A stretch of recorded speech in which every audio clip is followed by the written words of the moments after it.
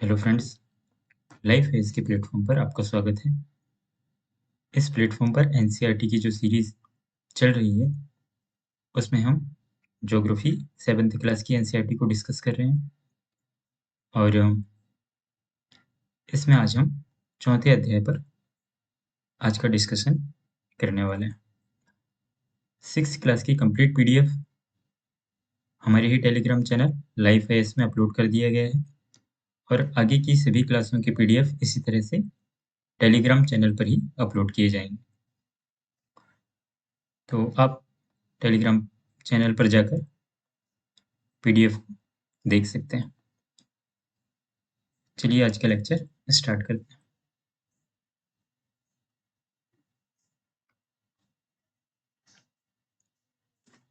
तो आज हम अध्याय 4 वायु इसके विषय में पढ़ेंगे। तो प्रीवियस लेक्चर में भी हमने स्थल मंडल, जल मंडल और वायुमंडल के विषय में कुछ जानकारी को पढ़ चुके हैं। प्रीवियस क्लास आप देख सकते हैं और इसके अलावा स्थल मंडल, जल मंडल और वायुमंडल इन तीनों से मिलकर बने जैवमंडल के विषय में भी थोड़ी बहुत चर्चा की गई थी उन क्लासों में। आज हम वायुमंडल के विषय में डीप में अध्ययन करेंगे थोड़ा।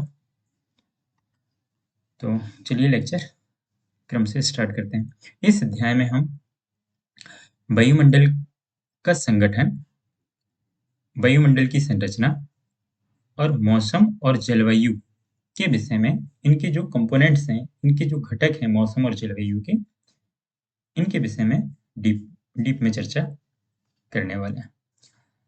तो सबसे पहले हम वायुमंडल का संगठन, कंपोजिशन ऑफ द एटमॉस्फेयर, इसको देखते हैं। तो वायुमंडल जो है इसके विषय में भी आपने प्रीवियस क्लास में वायुमंडल के संगठन के विषय में जैसे पढ़ चुका था कि इसमें सबसे अधिक मात्रा में नाइट्रोजन गैस उपस्थित है 78%, ऑक्सीजन 21%, आर्गन जो है 0.93% और कार्बन डाइऑक्साइड जो है 0.03%। तो आप इस फिगर में भी थोड़ा सा देख सकते हैं जो इसके मात्रा को परसेंटेज वाइज दिखाया गया है। एक सेकंड में थोड़ा सा झूम इन कर देता हूँ इसको।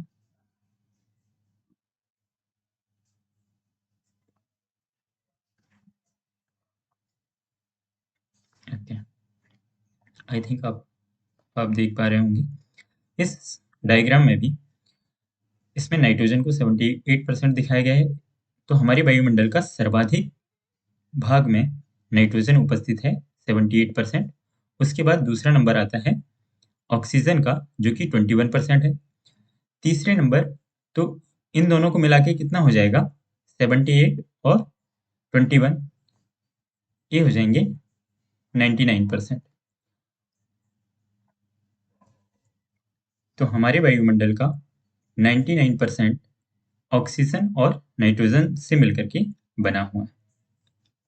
इसके अलावा 1% भाग में अन्य गैसें पाई जाती हैं, जिसमें तीसरे नंबर पे आती है आर्गन गैस और चौथे नंबर पे आएगी कार्बन डाइऑक्साइड। इसके बाद अन्य गैसों का क्रम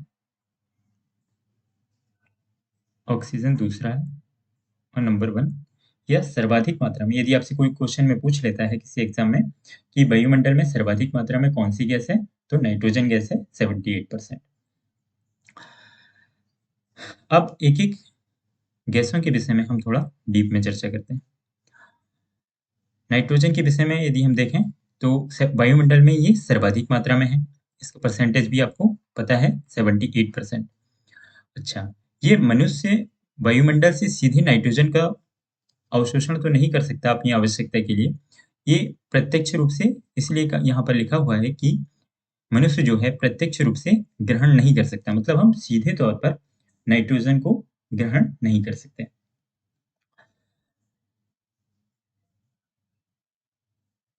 हालांकि हम जब सांस लेते हैं तो इसके साथ ऑक्सीजन के साथ कुछ मात्रा में हमारे फेफड़ों तक नाइट्रोजन जाती है और वो फेफड़ों से बाहर भी आ जाती है। वो बहुत कम मात्रा में होती है, लेकिन हमारा शरीर उसको किसी भी रूप में एब्ज़ॉर्ब नहीं करता है। तो हमारे शरीर की जो आवश्यकताएँ हैं, हम खाद्य पदार्थों के माध्यम से फिर उसे पूरा करते हैं। जो हमारे शरीर की नाइट्रोजन की जो आवश्यकता है, उसे हम खाद्य पदार्थों के माध्यम से कुछ दाल हम खाते हैं और अन्य पदार्थ उनके माध्यम से पूरी होती है। पौधे जो होते हैं, पौधे भी सीधे वायु से ग्रहण करने में ये भी असक्षम हैं। पौधे भी नाइट्रोजन को सीधे वायुमंडल से ग्रहण नहीं कर सकते, बल्कि अपनी नाइट्रोजन की आवश्यकता को ये मृदा और पौधों की जड़ों में रहने वाले जीवाणु के माध्यम से ग्रहण करते हैं। तो मृदा और पौधों की जड़ों में, जैसे जो फलीदार पौधे होते हैं, उनकी जड़ों में कुछ ऐसे जीवाणु होते हैं जो नाइट्रोजन को किसी अन्य ग्रहण करने योग्य अन्य स्वरूप में परिवर्तित कर देते हैं। तो ये जो जीवाणु हैं, मृदा में पाए जाने वाली नाइट्रोजन को या तो अमोनियम में परिवर्तित करते हैं, फिर इसको नाइट्रेट में परिवर्तित करते हैं, और इस प्रकार से आप आगे की कक्षाओं में और आगे देखेंगे। और फिर वो नाइट्रेट के फॉर्म में पौधे एब्जॉर्ब करते हैं नाइट्रोजन को, और फिर पौधों से जो उनमें फल लगते हैं, जैसे फलीदार पौधों में यदि हम तुअर दाल की बात करें, तो वो जो नाइट्रोजन के तत्व हैं दालों में पहुंचते हैं, और फिर हम खाद्य श्रृंखला के माध्यम से मनुष्य अपनी आवश्यकताओं को भी उसे पूरा करता है। तो इस प्रकार से आप नाइट्रोजन के विषय में समझ सकते हैं। तो यहाँ पर जो क्वेश्चन पूछा जाता है अक्सर कि वायुमंडल में सर्वाधिक मात्रा में कौन सी गैस उपस्थित है, तो आप नाइट्रोजन को रख सकते हैं। और जो पौधे होते हैं, वो नाइट्रोजन को अपनी आवश्यकता को कैसे पूरा करते हैं कि मृदा और पौधों की जड़ों में रहने वाले जो जीवाणु होते हैं या बैक्टीरिया होते हैं, ये नाइट्रोजन को ग्रहण करने योग्य अन्य पदार्थ में उसे रूपांतरित करते हैं पहले, और फिर पौधों की जड़ों के माध्यम से वो जो नया पदार्थ बना है, जैसे कि अमोनियम बनता है और फिर नाइट्रेट में परिवर्तित होता है, फिर ये पौधे उसे ग्रहण करते हैं। इन्हें हम एनवायरनमेंट की जब क्लास पढ़ेंगे तब और डिटेल में पढ़ेंगे कि कैसा ये साइकिल कंप्लीट होता है। तो अभी 7th क्लास की एनसीईआरटी में नाइट्रोजन के विषय में इतनी जानकारी आप समझ सकते हैं। यहाँ से हर एग्जामों में क्वेश्चन पूछे जाते हैं, तो इस दृष्टि से ये चैप्टर काफी महत्वपूर्ण भी है। दूसरे नंबर पे हम बात करेंगे ऑक्सीजन की, और ऑक्सीजन 21% पार्ट को कवर करता है वायुमंडल के। ऑक्सीजन जो है, मनुष्य और पशु इसे श्वसन हेतु उपयोग करते हैं, और जो हरे पौधे होते हैं, हरे पादप जो होते हैं, ये प्रकाश संश्लेषण की क्रिया के द्वारा ऑक्सीजन को उत्सर्जित करते हैं।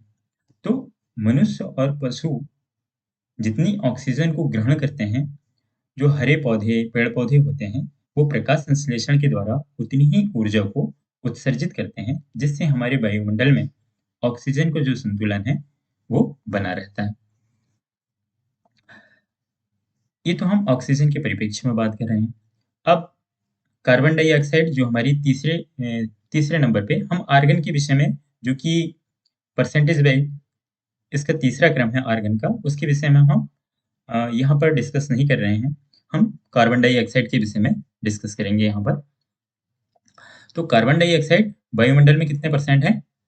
0.03%, और इससे पूर्व आर्गन का परसेंटेज है 0.93%। लेकिन आर्गन के विषय में यहाँ पर जानकारी नहीं दी गई है। अब हम कार्बन डाइऑक्साइड के विषय में पढ़ते हैं। तो कार्बन डाइऑक्साइड वायुमंडल की बहुत ही महत्वपूर्ण गैस है। ये एक ग्रीन हाउस गैस भी है, आप जानते हैं। और हरे पौधे जो होते हैं, भोजन के लिए कार्बन डाइऑक्साइड को ग्रहण करते हैं और ऑक्सीजन को उत्सर्जित करते हैं। और मनुष्य और पशु जो होते हैं, मनुष्य और पशु ऑक्सीजन को ग्रहण करते हैं, ऑक्सीजन को ये ग्रहण करेंगे और कार्बन डाइऑक्साइड को उत्सर्जित करते हैं। तो इन दोनों के बीच में हरे पेड़ पौधे कार्बन डाइऑक्साइड को अवशोषित करते हैं वायुमंडल से, और मनुष्य और पशु जो होते हैं वो कार्बन डाइऑक्साइड को वायुमंडल में उत्सर्जित करते हैं। तो इनकी जो मात्रा है लगभग ये संतुलन स्थापित कर लेती है, क्योंकि जितनी कार्बन डाइऑक्साइड मनुष्य और पशुओं के द्वारा उत्सर्जित की जाती है, उतनी ही कार्बन डाइऑक्साइड की मात्रा पेड़ पौधों के द्वारा अवशोषित कर ली जाती है, उन्हें भोजन बनाने के लिए या फिर प्रकाश संश्लेषण की अभिक्रिया को पूरा करने के लिए काम आती है। तो इस प्रकार से आप देखते हैं कि वायुमंडल में चाहे ऑक्सीजन हो या कार्बन डाइऑक्साइड हो, इनका संतुलन प्राकृतिक रूप से समान बना रहता है। लेकिन फिर इनमें ये जो संतुलन है, ये अन्य कारणों से प्रभावित होता है। तो उन अन्य कारणों की चर्चा हम आगे करने वाले हैं। जैसे ये जो संतुलन है कार्बन डाइऑक्साइड का, ये कब खराब हो जाता है या कब असंतुलित हो जाता है, कि जब कोयला और ईंधन तेल का उपयोग हम जलाने के लिए करते हैं, चाहे वो ईंधन के रूप में करें या ईंधन के रूप में करें। यहाँ पर आप थोड़ा समझने का प्रयास करें, चाहे वो कोयला हो या ईंधन तेल। ईंधन तेल में आप पूरे पेट्रोलियम पदार्थ को ले सकते हैं, चाहे वो पेट्रोल, डीजल, प्राकृतिक गैस, नेचुरल गैस, ये सभी इसमें शामिल हो जाएंगे। चाहे वो व्हीकल के लिए या मोटर वाहनों के लिए हो या फिर कारखानों में हो, तो वहां से इनका जब उपयोग बहुत अधिक किया जाता है, तो कार्बन डाइऑक्साइड की मात्रा वायुमंडल में क्या होगी, बढ़ने लगेगी। और जब कार्बन डाइऑक्साइड की मात्रा वायुमंडल में बढ़ने लगती है, तो उतनी ही मात्रा में पेड़ पौधे जो पहले संतुलित अवस्था में ऑक्सीजन को ग्रहण कर रहे थे, अब उनकी क्षमता से अधिक वायुमंडल में ऑक्सीजन कार्बन डाइऑक्साइड उपस्थित हो जाती है, जिसके फलस्वरूप वायुमंडल में ये जो संतुलन है वो अनबैलेंस्ड हो जाता है, असंतुलित हो जाता है। और जब कार्बन डाइऑक्साइड की मात्रा बढ़ने लगेगी वायुमंडल में, तो इसका प्रभाव फिर मौसम और जलवायु में आपको देखने को मिलता है। और क्योंकि आप जानते हैं कि कार्बन डाइऑक्साइड एक ग्रीन हाउस गैस है, जिसके फलस्वरूप हमें ग्लोबल वार्मिंग या फिर भूमंडलीय तापन की घटना आपको देखने को मिलती है। आज के समय में वर्तमान परिप्रेक्ष्य में जलवायु परिवर्तन या क्लाइमेट चेंज एक वैश्विक समस्या के रूप में उभरा है, जिस पर सभी विश्व के देश इसे कंट्रोल करने या फिर नियंत्रित करने की दिशा में कदम बढ़ा रहे हैं। तो आप इन टॉपिक को अपने करंट के मुद्दों से भी जोड़ सकते हैं।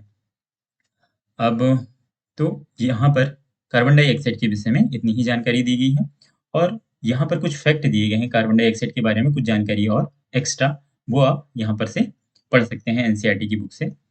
और मैं चाहूँ तो एक बार इसको आपको सुना सकता हूँ कि कार्बन डाइऑक्साइड वायुमंडल में फैलकर पृथ्वी से विकिरित ऊष्मा को पृथ्वी पर रोककर ग्रीन हाउस गैस पैदा करती है। तो इसीलिए ये क्या है, ये हमने अभी चर्चा कर लिए हैं कि कार्बन डाइऑक्साइड एक ग्रीन हाउस गैस है। इसके अभाव में धरती इतनी ठंडी हो जाती है कि इस पर रहना असंभव होता है। अच्छा, तो इसका मतलब है, इसे भी आप यहाँ पर इस फिगर से समझ सकते हैं।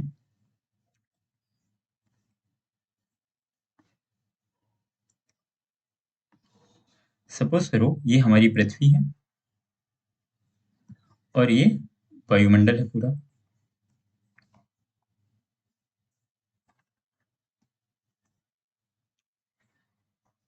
ये पृथ्वी का वायुमंडल है, ये पृथ्वी है और ये वायुमंडल है। तो वायुमंडल में भी जो ग्रीन हाउस गैसें हैं, ग्रीन हाउस गैसें एक परत के रूप में व्यवहार करती हैं। ग्रीन हाउस गैसें, यदि हम सिर्फ ग्रीन हाउस गैसों की यहाँ पर चर्चा करें, तो ग्रीन हाउस गैस क्या करती हैं, सूर्य से जो किरणें आती हैं, सूर्य से जो किरणें आती हैं, ये शॉर्ट वेव रेडिएशन के फॉर्म में आती हैं। मान के चलो ये सन है, तो सन से जो विकिरण आते हैं, ये लघु तरंग विकिरण के रूप में आते हैं। इन्हें हम शॉर्ट वेव रेडिएशन कहते हैं, या हिंदी में आप लिख सकते हैं लघु तरंग विकिरण। लेकिन जब पृथ्वी गर्म हो जाती है तो रात के समय में फिर इससे पार्थिव विकिरण उत्सर्जित होते हैं। इसे दूसरे कलर से दिखा देता हूँ थोड़ा। जब पृथ्वी गर्म हो जाती है तो रात्रि के समय में, जब पृथ्वी ठंडी होती है तो इससे पार्थिव विकिरण वापस उत्सर्जित होते हैं।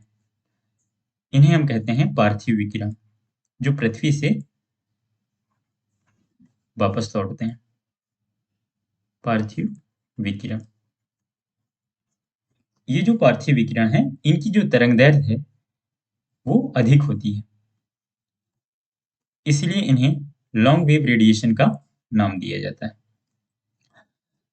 लेकिन जो ग्रीन हाउस गैसें हैं, इन्हें हम ग्रीन हाउस गैसें जो वायुमंडल में उपस्थित हैं, ये ग्रीन हाउस गैसें पृथ्वी से उत्सर्जित होने वाले इन पार्थिव विकिरणों को रोक लेती हैं, जिसके फलस्वरूप पूरे वायुमंडल का जो तापमान है वो बढ़ने लगता है। क्योंकि जब ये पार्थिव विकिरण पृथ्वी से वापस आकाश में नहीं जा पाते, तो ये वायुमंडल को गर्म करने लगते हैं। तो इसके फलस्वरूप पृथ्वी का तापमान बढ़ने लगता है। इसी को बोला जाता है ग्रीन हाउस प्रभाव। इसी को बोला जाता है ग्रीन हाउस प्रभाव। तो आई होप आपको समझ में आया होगा। अब आगे और इसमें क्या लिखा है, किंतु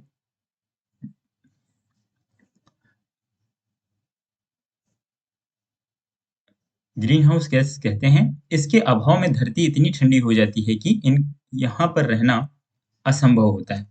यदि ये ग्रीन हाउस गैसें वायुमंडल में ना हो, सपोज करो यदि कार्बन डाइऑक्साइड वायुमंडल में उपस्थित नहीं होती और अन्य ग्रीन हाउस गैसें उपस्थित नहीं होती, तो पृथ्वी से निकलने वाले ये जो पार्थिव विकिरण है, ये पूर्ण रूप से अंतरिक्ष में वापस चला जाता। तो जिसके फलस्वरूप हमारी पृथ्वी इतनी ठंडी हो जाती कि यहाँ पर जीवन संभव नहीं हो पाता। तो एक संतुलित अवस्था में, जो कि जीव जंतु, पेड़ पौधे सभी के लिए आवश्यक हो, उतनी मात्रा में कार्बन डाइऑक्साइड का वायुमंडल में उपस्थित होना आवश्यक है, ताकि ये पृथ्वी से निकलने वाले पार्थिव विकिरणों को कुछ मात्रा में रोक कर रख सकें, जिससे यहाँ का तापमान रहने योग्य बना रहे। लेकिन जब इन ग्रीन हाउस गैसों की मात्रा में वृद्धि होने लगती है, तब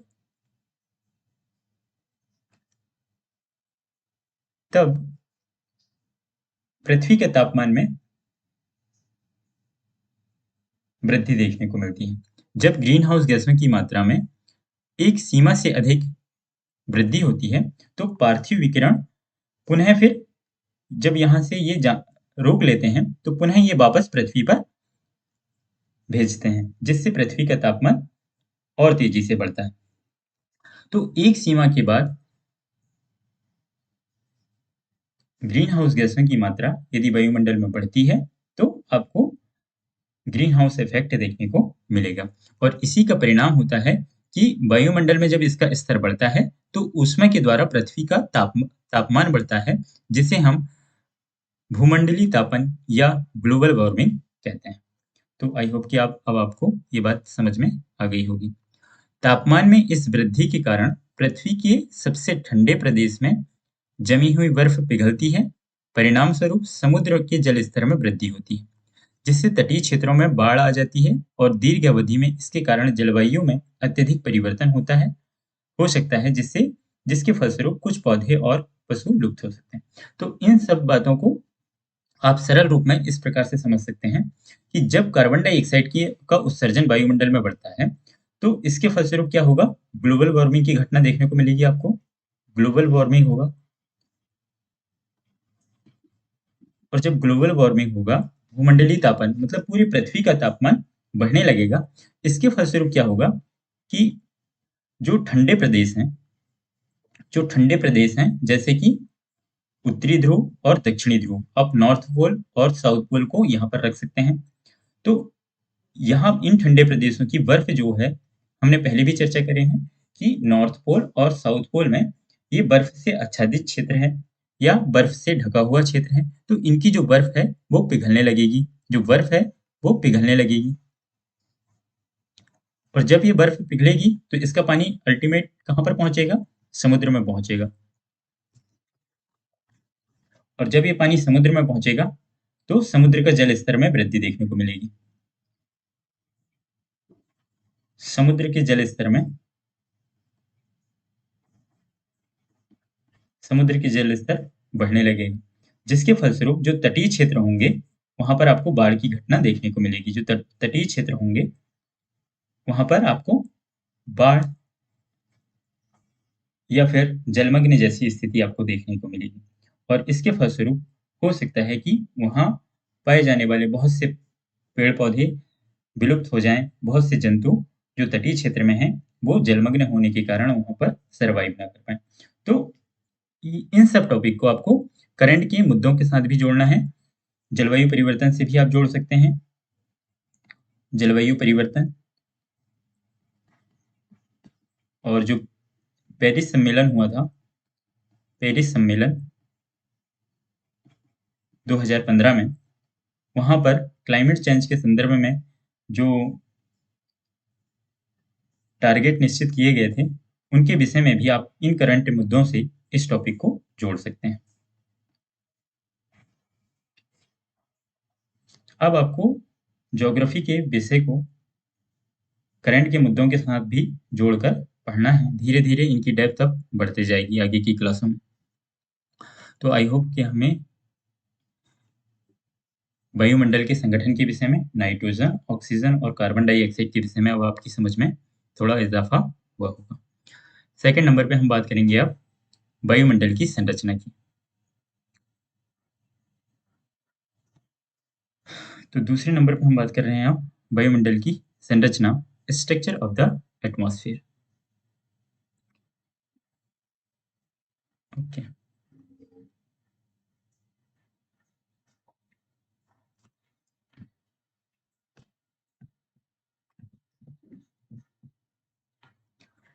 वायुमंडल की संरचना।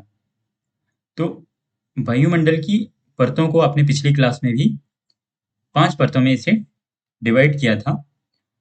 तो हमारा जो वायुमंडल है इसे 5 परतों में विभाजित किया जाता है। एक है क्षोभ मंडल, ये सबसे निचली परत है। इसके ऊपर है समताप मंडल, इसके ऊपर है मध्यमंडल,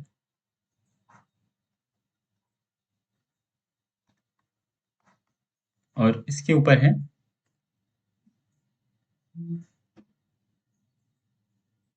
बाह्यमंडल, या इसे तापमंडल भी कहते हैं, बाह्यमंडल। और इसके ऊपर है बहिर्मंडल।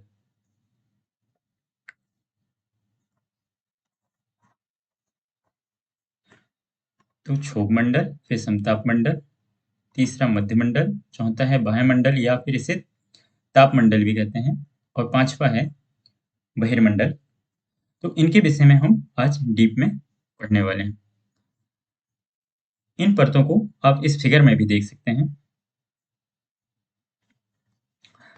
जैसे इसमें सबसे नीचे जो परत है इसे क्षोभ मंडल कहा गया है। इसके ऊपर आप समताप मंडल को देख सकते हैं, और इसके ऊपर जो है मध्यमंडल है। फिर इसके ऊपर है बाह्य बाह्य वायुमंडल, और इसके ऊपर है बहिर्मंडल। अब इन परतों की विशेषताओं के विषय में भी हम समझने का प्रयास करते हैं, और ये किस ऊंचाई तक पाई जाती हैं और इनमें किस प्रकार के परिवर्तन आपको देखने को मिलते हैं, इन सभी विषयों पर यहाँ पर चर्चा की गई है। तो जब क्षोभ, और आप एक लाइन और देख सकते हैं, ये जो वायुमंडल की परतें दिखाई गई हैं इसके साथ में आप एक जिगजैग लाइन जो दिखाई गई है इसे भी देख सकते हैं। ये तापमान को दर्शा रही है। सपोज करो ये इधर साइड है -100 डिग्री सेल्सियस, और यहाँ कहीं होगा 0 डिग्री सेल्सियस, और इस तरफ कहीं होगा 100 डिग्री सेल्सियस। तो आप यहाँ पर यदि लेफ्ट से राइट साइड में जाते हैं तो तापमान में आपको वृद्धि देखने को मिलेगी, तापमान बढ़ता जाएगा। और जैसे जैसे आप ऊंचाई की ओर जाते हैं तो जो एक्स अक्ष है, मतलब इस दिशा में, ये जो एक्स एक्सिस है यहाँ पर तापमान को दर्शाया गया है, और जो वाई एक्सिस है यहाँ पर आपको ऊंचाई को दर्शाया गया है, वायुमंडल की परतों की ऊंचाई को। तो हम ये भी देखेंगे कि कौन सी परत किस ऊंचाई तक पाई जाती है। तो ये जो जिगजैग लाइन है ये तापमान को दर्शा रही है कि ऊंचाई बढ़ने के साथ तापमान में किस प्रकार से परिवर्तन हो रहा है। यदि आप इस फिगर को देख पा रहे हो तो क्षोभ मंडल में आप देख रहे हैं कि जैसे जैसे ऊंचाई बढ़ रही है तापमान का यहाँ पर घट रहा है। यहाँ पर देखो आप, ये तापमान में आपको कमी देखने को मिलेगी, लेकिन समताप मंडल में यहाँ पर जो लाइन दिखाई गई है यहाँ पर आपको वृद्धि देखने को मिल रही है। फिर आप देखेंगे मध्यमंडल में तापमान में फिर कमी देखने को मिलेगी आपको।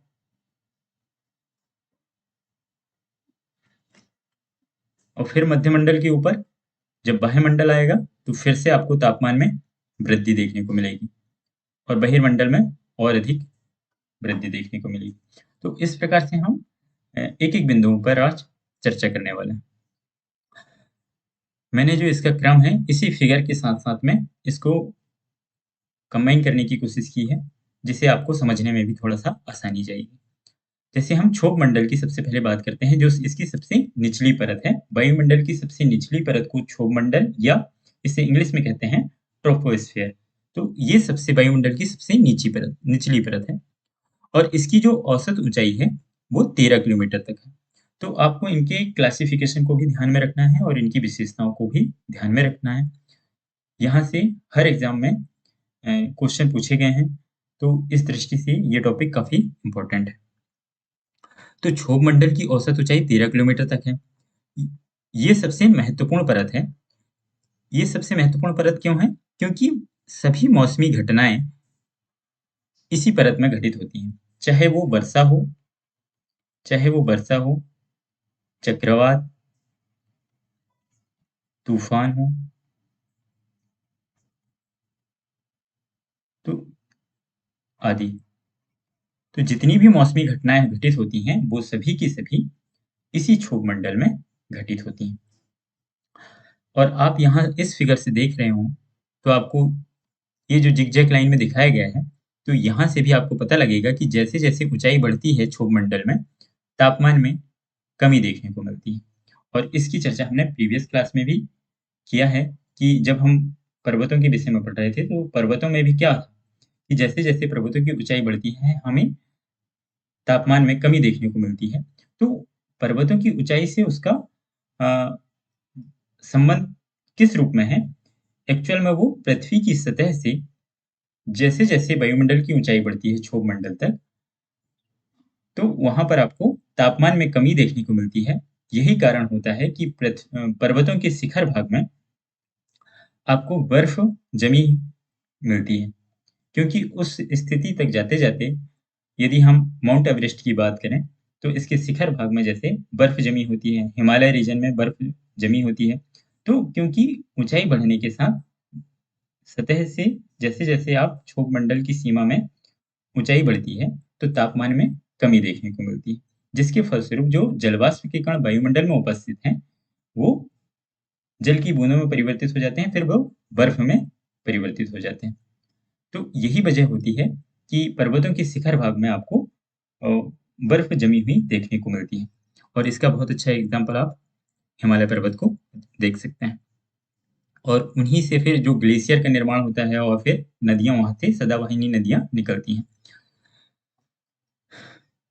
तो क्षोभ मंडल के विषय में आपने क्या जाना है यहाँ पर कि इसकी औसत ऊंचाई 13 किलोमीटर तक है, और ये सबसे महत्वपूर्ण परत है क्योंकि सभी मौसमी घटनाएं क्षोभ मंडल में ही घटित होती हैं, और ऊंचाई बढ़ने के साथ तापमान में कमी देखने को मिलती है।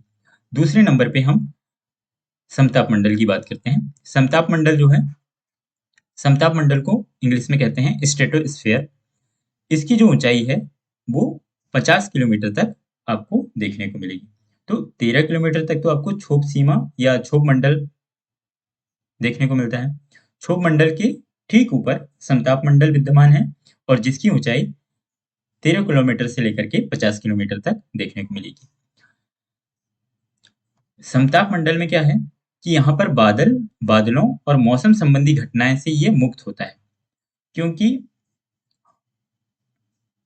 जितनी भी मौसम और बादल का बनना है या मौसमी संबंधी जितनी भी घटनाएं हैं, वो सभी की सभी कहाँ पर घटित होती हैं?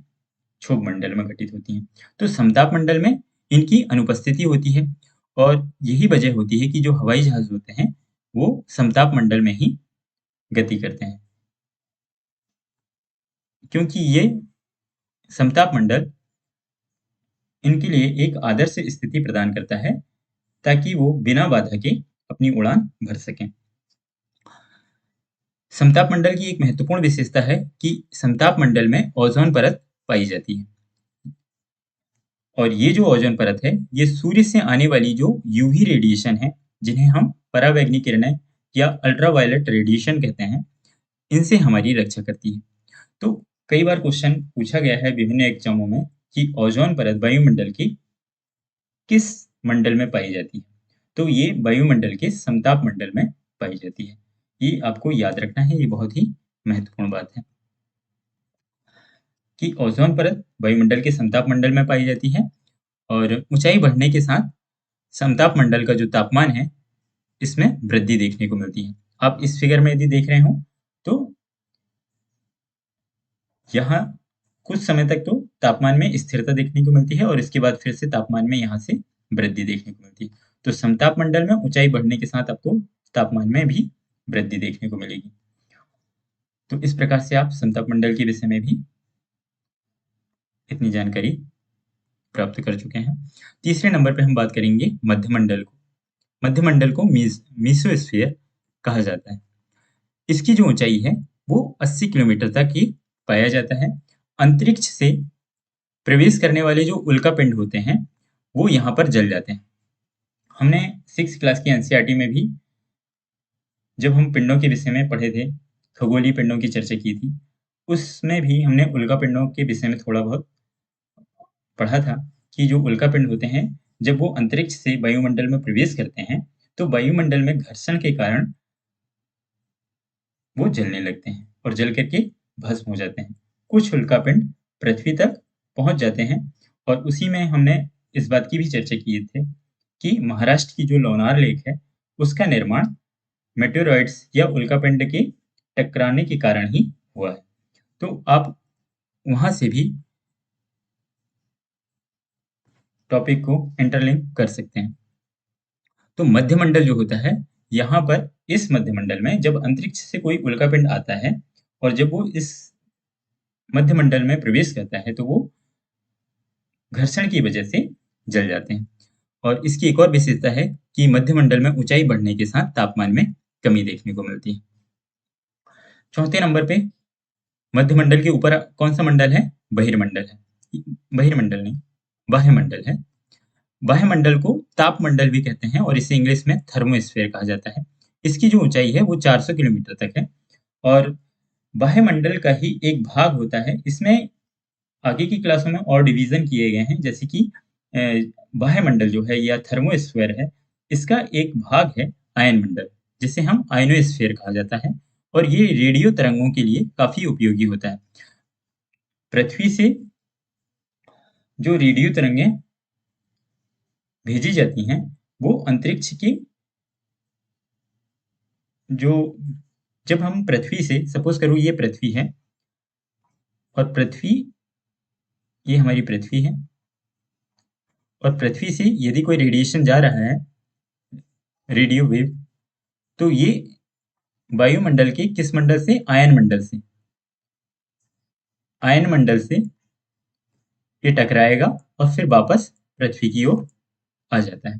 तो इस प्रकार से रेडियो तरंगों के संबंध में आयन मंडल की महत्वपूर्ण भूमिका होती है, क्योंकि जो रेडियो वेव्स हैं वो इसी आयन मंडल से टकराकर पृथ्वी पर वापस लौटती हैं, और इस प्रकार से इन तरंगों के माध्यम से जो सूचना भेजी जाती है वो एक स्थान से दूसरे स्थान पर पहुंच जाती है। इसकी एक और विशेषता है कि जैसे जैसे वायुमंडल की ऊंचाई बढ़ती है तापमान में भी तेजी से वृद्धि देखने को मिलती है यहाँ पर। और इसके अलावा बहिर्मंडल के विषय में बहुत कम जानकारी हमें उपलब्ध है, वैज्ञानिकों को भी बहुत कम जानकारी इसके विषय में उपलब्ध है। और ये सबसे पतली परत है बहिर्मंडल, जो कि वायुमंडल के ऊपर है। इसे एक्सोस्फीयर नाम दिया जाता है इंग्लिश में। और इसमें हल्की गैसें उपस्थित होंगी, चाहे वो हीलियम हो, हाइड्रोजन हो आदि। तो जो हल्की गैसें हैं वो बहिर्मंडल में उपस्थित होंगी, क्योंकि हल्की गैसें ही इतनी ऊंचाई तक जा पाएंगी। तो यहाँ पर आपकी वायुमंडल की संरचना से संबंधित जानकारी कंप्लीट होती है। तो हमने इन पांचों परतों के विषय में डिटेल में पढ़ा है। इनको आप एक दो बार रिवाइज कीजिए, और क्योंकि यहाँ से हर बार किसी न किसी एग्जाम में क्वेश्चन पूछे जाते हैं, तो हमने उन सभी बिंदुओं पर बात कर लिया है। आगे हम जब प्रीवियस एग्जाम के कुछ क्वेश्चनों को डिस्कस करेंगे, तब आप देखेंगे कि यहाँ से भी कई बार एग्जाम में क्वेश्चन आए हुए हैं।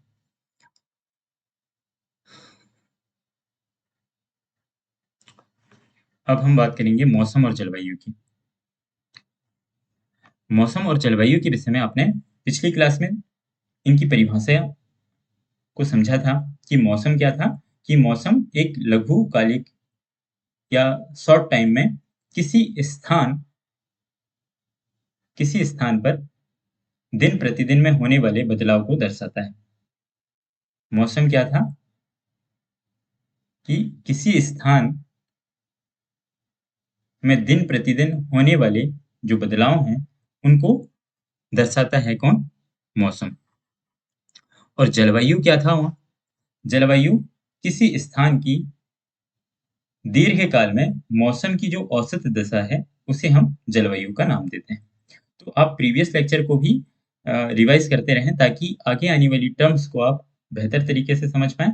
और क्योंकि हर बार रिपीटेशन होगा, अदरवाइज हम पुरानी बातों को आगे बार बार यदि डिस्कशन करेंगे तो इससे लेक्चर लंबा होगा, और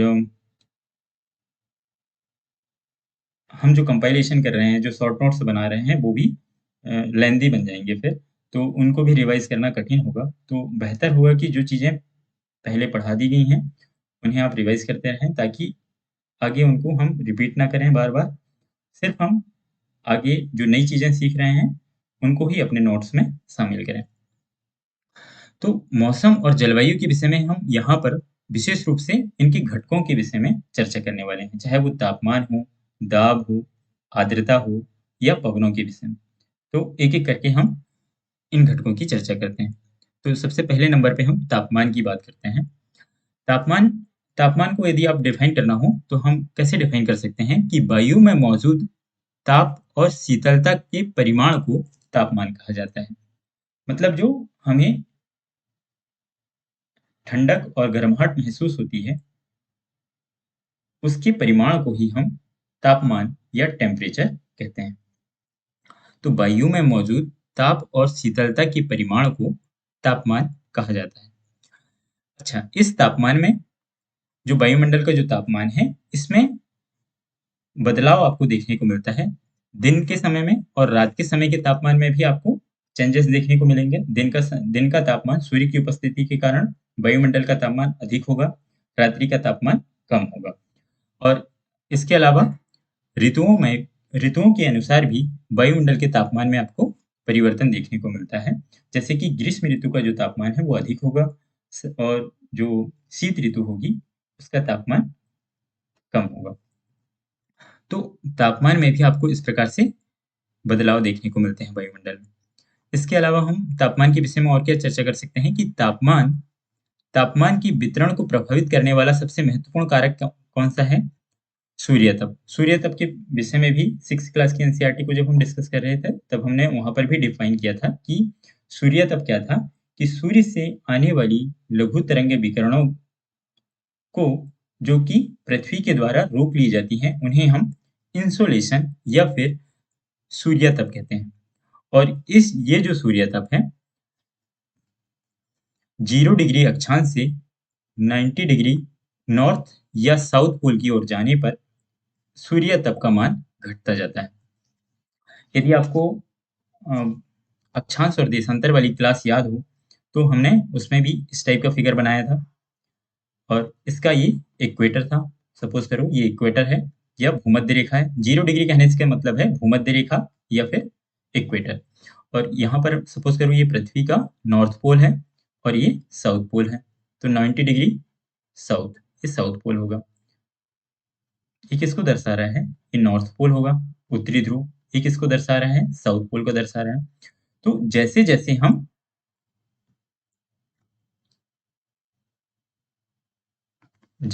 हम इस इक्वेटर से उत्तरी ध्रुव की ओर जाते हैं, आपको तापमान में या टेम्परेचर में कमी देखने को मिलेगी। और इसी प्रकार से, ये तो उत्तरी गोलार्ध की बात हो गई। इसी प्रकार से हम भूमध्य रेखा से यदि दक्षिणी ध्रुव की ओर जाते हैं, तब भी हमें टेम्परेचर में या तापमान में कमी देखने को मिलती है। तो ये कमी सूर्यताप की मात्रा के कारण आपको देखने को मिलेगी। इसके विषय में फिर जो 6 क्लास की एनसीईआरटी में जो लेक्चर डिस्कस किया गया था अक्षांश और देशांतर वाला, वहां पर आप सूर्यताप को जाके एक बार, यदि आपको और इसके विषय में समझना है तो आप उस लेक्चर को भी देख सकते हैं। तो यहाँ पर हमने क्या समझा है कि सूर्यताप की जो मात्रा है वो इक्वेटर से या भूमध्य रेखा से ध्रुवों की ओर जाने पर, मतलब नॉर्थ पोल या साउथ पोल की ओर जाने पर सूर्यताप का मान घटता जाता है। और यही वजह होती है कि जब हम 90 डिग्री नॉर्थ पोल पर पहुंचते हैं तो ये जो क्षेत्र है पूरा बर्फ से आच्छादित है, और ऐसे ही साउथ पोल जो है ये भी बर्फ से आच्छादित है। तो यहाँ पर आपको बर्फ जमी हुई देखने को मिलती है। तापमान के विषय में और क्या एक और फैक्ट यहाँ पर है कि रात के समय में पृथ्वी से ऊष्मा निष्कासित होती है। सॉरी, तो रात के समय में पृथ्वी से ऊष्मा निष्कासित होती है। इसके विषय में भी अभी आपने थोड़ी देर पहले फिगर बनाया था कि जो सूर्य की किरणें आती हैं और जब वो पृथ्वी को गर्म कर देती हैं, तो रात्रि के समय पृथ्वी से जो विकिरण उत्सर्जित होते हैं, जिन्हें हमने अभी थोड़ी देर पहले पार्थिव विकिरण कहा था, तो वो ही निष्कासित होते हैं रात्रि के समय। तो यहाँ पर उसी फैक्ट को तापमान के साथ यहाँ पर लिखा गया है कि रात के समय में पृथ्वी से ऊष्मा निष्कासित होती है, और ये ऊष्मा किस रूप में निष्कासित होती है? पार्थिव विकिरण के रूप में। पार्थिव विकिरण के रूप में। तो आपको चीजों को इंटरलिंक करना सीखना है, और ताकि आपको प्रॉब्लम ना हो, क्योंकि आगे की पीछे की क्लासें आप एक दूसरे से इंटरलिंक करेंगी। बहुत सारे कॉन्सेप्ट का सहारा आपको लेना पड़ेगा, तो इसीलिए प्रीवियस क्लास को आप रिवाइज करते रहें। तो यहाँ पर हमारी तापमान से संबंधित जानकारी कंप्लीट होती है। अच्छा, दूसरे नंबर पे हम बात करेंगे वायुदाब की। वायुदाब, वायुदाब इसे एयर प्रेशर कहते हैं इंग्लिश में। वायुदाब को यदि डिफाइन करना हो, इसे परिभाषित करना हो, तो हम कैसे कर सकते हैं कि पृथ्वी की सतह पर वायु के भार के द्वारा लगाया गया दबाव को हम क्या कहते हैं? वायु के द्वारा लगाया गया दबाव को वायुदाब कहते हैं। आपने यदि साइंस साइंस में भी यदि परिभाषा पढ़ी हो कि प्रेशर क्या होता था? प्रेशर होता था F अपॉन ए। मतलब इसका मतलब क्या होता है कि प्रति एकांक क्षेत्रफल पर, यदि ए से हम क्षेत्रफल को दर्शाएं, तो प्रति इकाई क्षेत्रफल पर लगाया गया बल को क्या कहते हैं? दाब कहते हैं। तो प्रति एकांक क्षेत्रफल में जो वायु उपस्थित है उसके द्वारा जो भार लगाया जाता है उसे ही वायुदाब कहा जाता है। तो यदि हम सरल रूप में इसी चीज को कहें तो हम कैसे डिफाइन करेंगे इसको कि पृथ्वी की सतह पर वायु के द्वारा लगाए गए दबाव को वायुदाब कहते हैं। अच्छा, ये वायुदाब कहाँ पर सर्वाधिक होगा? तो सर्वाधिक वायुदाब आपको समुद्र के स्तर पर आपको देखने को मिलेगा। समुद्र के स्तर पर सर्वाधिक वायुदाब देखने को मिलेगा। क्यों? क्योंकि वहां पर जलवाष्प की मात्रा बहुत अधिक होगी।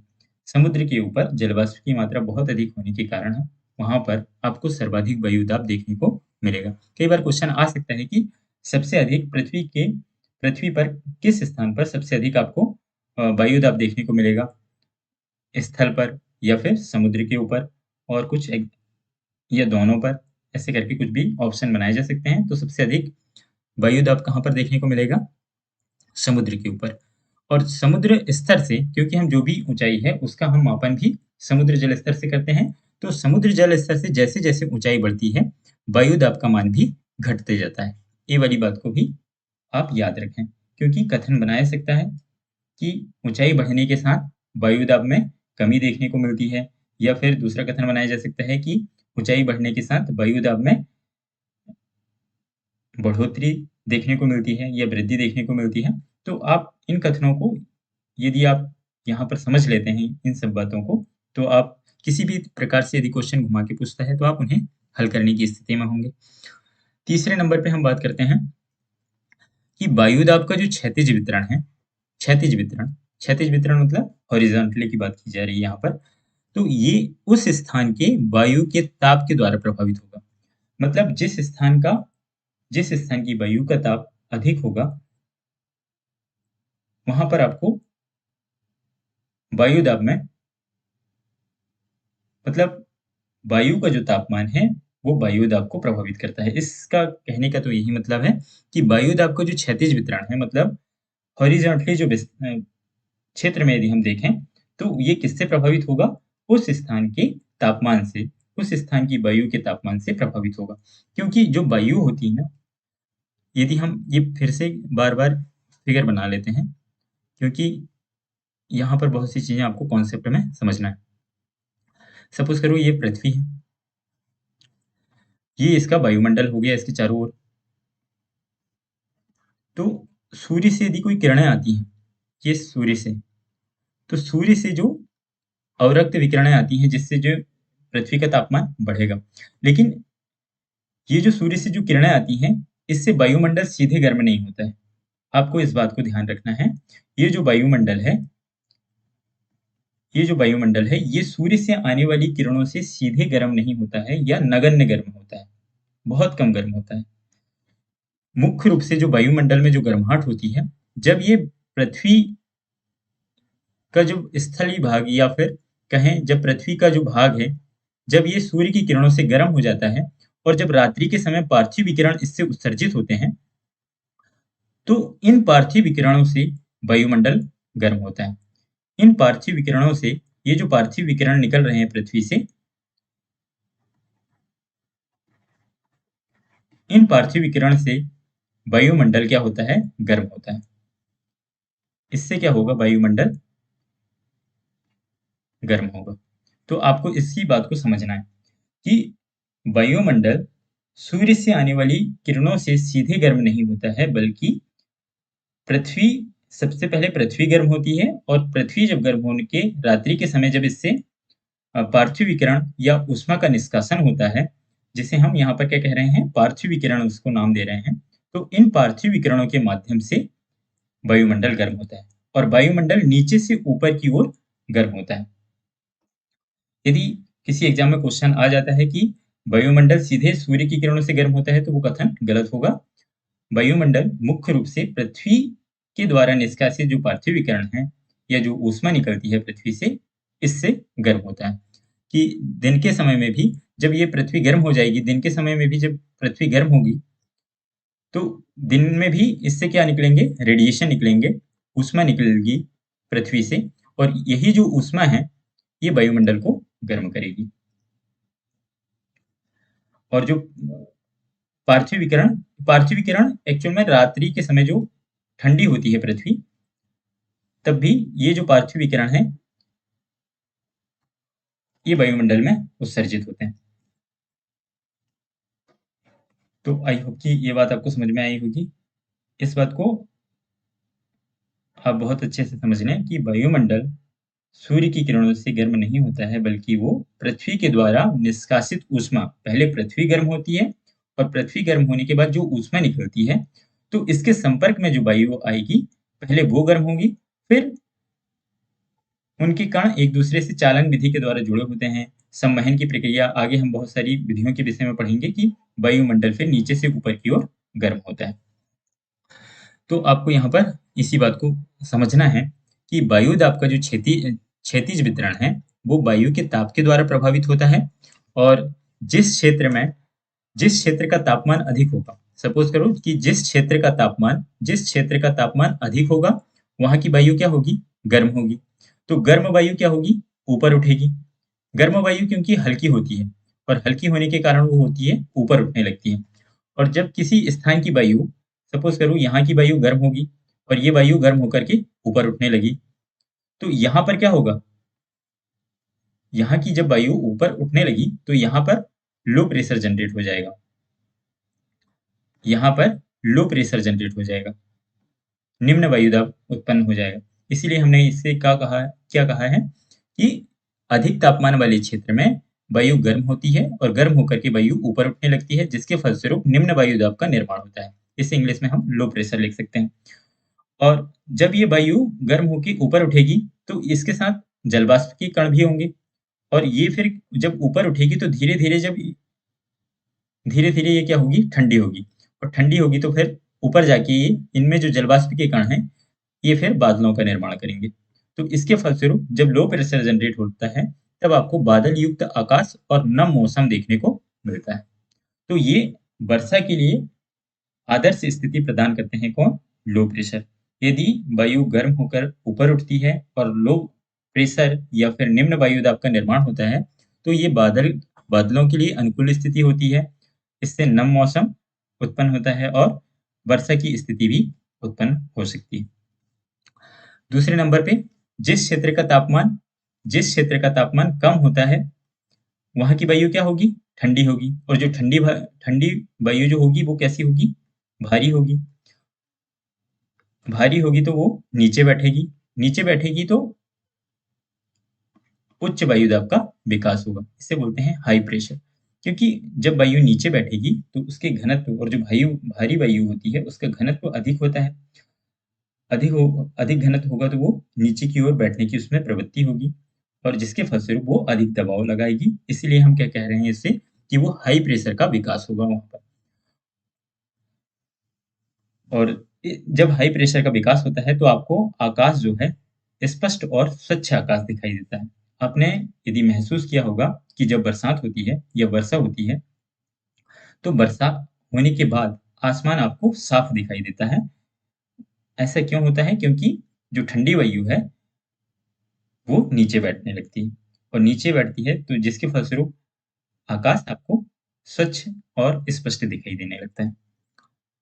तो आई होप यदि आप अपने आसपास के चीजों से जितना आप लिंक कर पाएंगे तो ज्योग्राफी को बेहतर समझने में सहायता मिलेगी। क्योंकि आसपास आपका ऑब्जर्वेशन जितना बेहतर होगा इस सब्जेक्ट को समझने के लिए वो सहायक होगा। इसके बाद हम कुछ यहाँ पर फैक्ट दिए गए हैं, उन्हें भी आप यहाँ देख लें। किसी एग्जाम में पूछ सकता है कि तापमापी से आप क्या मापन करेंगे? तो नाम से स्पष्ट है, तापमान का मापन होगा। वायुदाब मापी से वायुदाब का मापन होगा। वात दिग्दर्शी, इससे हम पवन की दिशा का मापन करते हैं। और वर्षा मापी से वर्षा की मात्रा को मापन करते हैं। कई बार इनके इंग्लिश नाम भी दे सकता है देवनागरी में। इसे थर्मोमीटर कह सकते हैं, थर्मोमीटर। कई बार हिंदी में भी लिख के आ जाता है थर्मोमीटर करके, इस टाइप से कि थर्मोमीटर से किसका मापन करेंगे? तो तापमान का। वायुदाब मापी को बैरोमीटर लिख देता है, बैरोमीटर। तो इनकी इंग्लिश टर्म भी थोड़ा याद रखें आप। और वर्षा मापी को क्या कहते हैं? Rain gauge. ऐसे ही इसे वात दिग्दर्शी को इंग्लिश में कहते हैं विंड वैन। तो कई बार हो सकता है कि बैरोमीटर ऐसे लिख के आ जाए, तो भी आपको पता होना चाहिए कि बैरोमीटर से हम वायुदाब का मापन करेंगे। तो ये सब मौसम की जानकारी के लिए यंत्रों का यूज किया जाता है। आज तो काफी एडवांस टेक्नोलॉजी को यूज किया जाता है, सुपर कंप्यूटर का यूज किया जाता है, आर्टिफिशियल इंटेलिजेंस का, इन सब का मापन के लिए। लेकिन फिर भी आप इन टर्म को याद रख सकते हैं, किसी एग्जाम में पूछी जा सकती हैं। कुछ छोटे छोटे इन्हीं सब बातों को यहाँ पर व्यवस्थित रूप से दिया है, तो आप जब पीडीएफ अपलोड किया जाएगा तो आप इनको पढ़ सकते हैं कि तापमान को जो मापन है वो डिग्री सेल्सियस में किया जाता है। और इसका आविष्कार जो है एंडर्स एंडर्स सेल्सियस ने किया था। तो ये आपको पता होना चाहिए। इसके अलावा यहाँ पर एक फैक्ट और है कि पवन का नाम आने वाले की दिशा के आधार पर दिया जाता है। पवन का नाम उसके आने की दिशा के आधार पर दिया जाता है। उदाहरण के लिए पश्चिम से आने वाली पवन को हम पछुआ पवन कहते हैं। आगे हम पढ़ने वाले हैं पवन के विषय में, तो आप यहाँ इस बात को समझ लेंगे आगे। तो चलिए फिर, अभी हमने तापमान और वायुदाब की चर्चा करें हैं। 2 टॉपिक और बचे हैं, बस फिर खत्म होने वाला है। पवन क्या है? पवन को आप कैसे डिफाइन करेंगे? पवन और वायु में क्या अंतर होता है? वायु जो होती है वो स्थिर स्थिर होती है, या फिर उसमें मूवमेंट बहुत ज़्यादा देखने को नहीं मिलता है। जैसे हम किसी कमरे में बैठे रहें, तो हम उसे कहेंगे कि उस कमरे में क्या मौजूद है? वायु मौजूद है। वायु तो हर जगह मौजूद है, लेकिन जब वायु गति करती है, तो उसे हम पवन का नाम देते हैं, विंड का नाम देते हैं। तो पवन जो है गतिशील वायु का नाम है। और वायु जो है हमेशा, जब हम अभी हमने थोड़ी देर पहले पढ़ा है कि कहीं पर हाई प्रेशर जनरेट होते हैं। हाई प्रेशर आप कहाँ पर बन रहे थे? जहाँ पर कम तापमान था। और लो प्रेशर कहाँ पर बनते हैं? जहाँ पर अधिक तापमान होता है। जहाँ पर अधिक तापमान होगा तो वहाँ की वायु ऊपर उठेगी। तो ऊपर जब वायु उठेगी तो वहाँ की हवा के लिए स्थान खाली हो जाएगा। तो वहाँ पर लो प्रेशर जनरेट हो जाएगा, निम्न वायु दाब जनरेट होगा। और जहाँ पर वायु बैठेगी कम तापमान वाले, जहाँ जिस क्षेत्र का तापमान कम होगा, तो वहाँ की वायु नीचे बैठेगी, तो वहाँ पर हाई प्रेशर जनरेट होगा। अब आप एक फैक्ट यहाँ पर जान लें कि हाई प्रेशर से लो प्रेशर की ओर वायु हमेशा गति करती है। हमेशा ही वायु किस दिशा में गति करेगी? हाई प्रेशर से लो प्रेशर की ओर। और जब वायु गति करती है तो हम उसे नाम दे देते हैं पवन का। यदि आप पवन को चलते हुए कहीं महसूस करें, तो जिस दिशा से वो आ रही है, तो उस तरफ क्या होगा? हाई प्रेशर बना होगा। और जिस दिशा में वो प्रवाहित होगी, तो आगे की दिशा में उसके लो प्रेशर कहीं बना होगा, जिसी के फलस्वरूप वो हाई प्रेशर से लो प्रेशर की ओर गति कर रही होगी। तो आगे के चैप्टर में इसकी बहुत इंपॉर्टेंस होगी। जब हम क्लाइमेटोलॉजी पढ़ेंगे, तो इसके बेसिक्स हम 7th क्लास की एनसीईआरटी में यहाँ समझने का प्रयास करेंगे, ताकि आप आगे की जो क्लासें होंगी उसको बेहतर तरीके से समझ पाएँ। अच्छा, तो पवन को आप कैसे डिफाइन कर सकते हैं कि उच्च वायुदाब से निम्न वायुदाब की ओर चलने वाली वायु को पवन कहते हैं। और जो पवनें होती हैं ये 3 प्रकार की होती हैं। तो वो 3 प्रकार कौन-कौन से हैं? एक है स्थानीय पवनें, दूसरी है मौसमी पवनें और तीसरी है स्थानीय पवनें। स्थायी पवनों को हम कहते हैं परमानेंट विंड, मौसमी पवनों को कहते हैं सीज़नल विंड और स्थानीय पवनों को कहते हैं लोकल विंड्स। स्थायी पवनें कौन-सी होती हैं? कि वर्ष भर निश्चित दिशा में प्रभावित होती हैं। स्थानीय पवनें ऐसी पवनें होती हैं जो वर्ष भर निश्चित दिशा में प्रभावित होती हैं। इसीलिए हम इन्हें क्या नाम दे रहे हैं? स्थायी पवनों नाम दे रहे हैं, क्योंकि इनकी जो दिशा है वो पूरे साल भर एक समान बनी रहती है। अभी हम देखेंगे कि वो कौन-कौन सी पवनें हैं। जैसे यहाँ पर एग्जाम्पल के तौर पे दिया है कि व्यापारिक पवनें, पछुआ पवनें और पूर्वी पवनें। तो ये सभी पवनें क्या कहलाती हैं? स्थायी पवनें कहलाती हैं, परमानेंट विंड्स कहलाती हैं। इनकी जो दिशा है वो साल भर एक समान बनी रहती है। मतलब व्यापारिक पवनें जिस दिशा में चलेंगी, वो साल भर उसी दिशा में चलेंगी। पछुआ पवनें पश्चिम से पूरब की ओर हमेशा चलेंगी। जो पूर्वी पवनें होंगी वो पूरब से पश्चिम की ओर चलेंगी। अभी हमने पीछे एक फैक्ट पढ़ के आए थे कि पवनों की जो दिशा होती है, हम कोई पवन को हम जैसे यहाँ पर पछुआ पवन कह रहे हैं, तो वो पश्चिम से आ रही होगी। जिस दिशा से पश्चिम से आने वाली पवन को हम पछुआ पवन नाम देते हैं। पश्चिम से आने वाली पवन को क्या नाम दे रहे हैं? पछुआ पवन। तो ये जो पछुआ नाम, या फिर इसी को पश्चिमी पवन भी बोल सकते हैं, पश्चिमी पवन। तो पश्चिमी पवन हम इसे क्यों कह रहे हैं? क्योंकि ये पश्चिम दिशा से आ रही है। तो पवनें जिस दिशा से आती हैं, उसी के आधार पर उनका नाम दिया जाता है। जैसे अब आप ये वाला फिगर को देख सकते हैं। थोड़ा-सा मैं इसको ज़ूम करके भी दिखाता हूँ, क्योंकि ये बहुत इम्पोर्टेंट कॉन्सेप्ट है। ये वायुदाब पेटियों के विषय में यहाँ पर चर्चा की गई। वायुदाब पेटियाँ। तो यहाँ पर बीचों-बीच में ये इक्वेटर रहा होगा। आपने इक्वेटर के विषय में पढ़ के आए हैं। ऐसे ये यहाँ पर कहीं ये 23.5 डिग्री नॉर्थ नॉर्थ पोल, ये वैसे इस तरफ लिखा ही हुआ है, 23.5 डिग्री उत्तरी ध्रुव, फिर 60 डिग्री उत्तरी ध्रुव, फिर यहाँ पर 90 डिग्री उत्तरी ध्रुव। इसी प्रकार से दक्षिण का भी डिवीजन किया गया है। तो ये पूरा उत्तरी गोलार्ध कहलाएगा, ये पूरा दक्षिणी गोलार्ध सदर्न हेमिस्फीयर, और ये हो गया नॉर्दर्न हेमिस्फीयर उत्तरी गोलार्ध। यहाँ पर आप क्या देख रहे हैं कि जो भूमध्य रेखीय क्षेत्र है, यहाँ पर लो प्रेशर का विकास होता है, क्योंकि भूमध्य रेखा पर तापमान, आपने प्रीवियस क्लास में पढ़ा था कि भूमध्य रेखा पर तापमान या सूर्य तप की मात्रा अधिक प्राप्त होती थी। तो यहाँ पर जब सूर्य तप की मात्रा अधिक प्राप्त होगी तो यहाँ से वायु ऊपर उठेगी, जिसके फलस्वरूप यहाँ पर लो प्रेशर का विकास होगा। ऐसे ही उत्तरी ध्रुव जो होगा और दक्षिणी ध्रुव, यहाँ पर बर्फ जमी होती है तो यहाँ का तापमान कम होगा। तापमान कम होगा तो यहाँ की वायु नीचे बैठेगी, जिसके फलस्वरूप यहाँ पर भी हाई प्रेशर जनरेट होगा, और उत्तरी ध्रुव में भी हाई प्रेशर जनरेट होगा।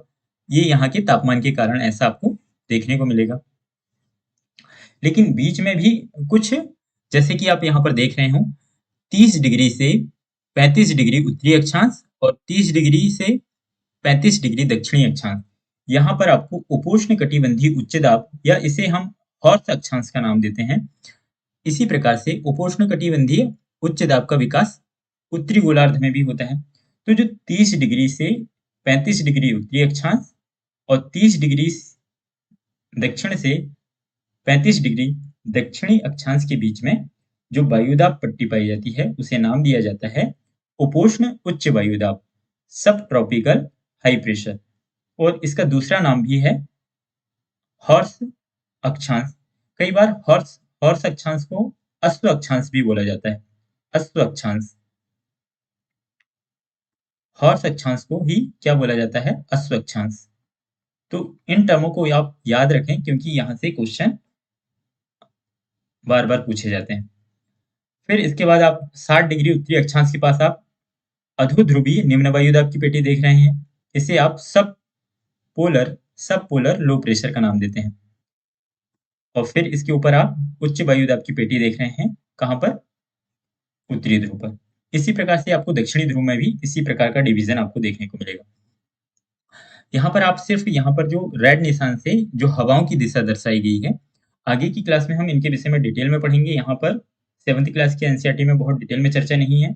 अभी सिर्फ आप ये देखें कि हाई प्रेशर, जहां जहां हाई प्रेशर बना है, जैसे यहाँ पर लो प्रेशर, तो इनकी जो पवनों की जो दिशा है वो हाई प्रेशर से लो प्रेशर की ओर आप देख पा रहे होंगे। जैसे उत्तरी गोलार्ध में आप देखें, जैसे सबसे ऊपर जो ध्रुवी पूर्वी पवन है, ये उच्च दाब से निम्न दाब की ओर आ रही है।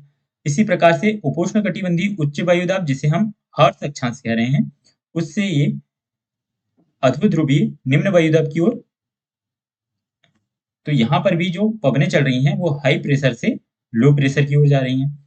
इसी प्रकार से आप यहाँ पर भी देख सकते हैं कि हाई प्रेशर से इधर यदि लो प्रेशर बना है तो इनकी दिशा कैसी है, इस टाइप से आपको देखने को मिल रही है। अच्छा, आप यहाँ पर एक चीज और भी देख रहे होंगे कि इन पवनों की जो दिशा है, जो पवनों की दिशा रेड निशान से दर्शाया गया है इसमें, वो पवनों की दिशा सीधे उत्तर से दक्षिण या फिर दक्षिण से उत्तर की ओर ना होकर के आपको कैसी दिख रही है? इनकी दिशाओं में कुछ विक्षेप देखने को मिल रहा है आपको इस तरीके से। तो ये विक्षेप क्यों उत्पन्न होते हैं, तो इन्हें हम आगे की क्लास में पढ़ेंगे, लेकिन थोड़ा सा हिंट कर देता हूं मैं यहाँ पर कि पृथ्वी अपने अक्ष पर घूर्णन करती है, और जब पृथ्वी घूर्णन करती है तो इसके फलस्वरूप कोरियोलिस बल उत्पन्न होता है, और ये कोरियोलिस बल इन पवनों की दिशा को विक्षेपित करता है, जिसके फलस्वरूप ये अपने मार्ग से विक्षेपित हो जाती हैं। इसीलिए आप यहाँ पर इनको देख सकते हैं। और ये जो कोरियोलिस बल है, उत्तरी गोलार्ध में चलने वाली पवनों को क्लॉकवाइज दिशा में, अर्थात दक्षिणावर्त या फिर दाईं ओर घुमा देता है, और जो दक्षिणी गोलार्ध की जो पवनें हैं, इन्हें एंटी क्लॉकवाइज, यहाँ पर जो पवनें चलेंगी वो कैसी होंगी? Anti clockwise, anti clockwise. और नॉर्दर्न हेमिस्फीयर में जो पवनें चलेंगी उनकी जो दिशा होगी कैसी होगी?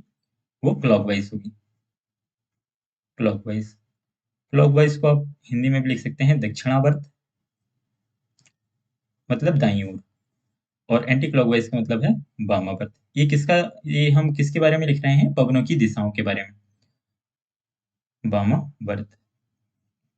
और ये जो दिशाएं में विक्षेप आपको किस कारण से देखने को मिल रहा है, तो ये कोरियोलिस बल के कारण देखने को मिल रहा है। और कोरियोलिस बल किस कारण से जनरेट होता है, तो ये पृथ्वी के घूर्णन के कारण उत्पन्न होता है। तो आगे की क्लास में हम बहुत डीप में इनको पढ़ने वाले हैं क्लाइमेटोलॉजी में, लेकिन यहाँ पर जो फिगर दिया गया था तो मैंने सोचा थोड़ा बहुत इसमें बात कर लेते हैं। तो इसकी बात हम यहीं पर समाप्त करते हैं, अब नेक्स्ट पॉइंट पर बात करते हैं।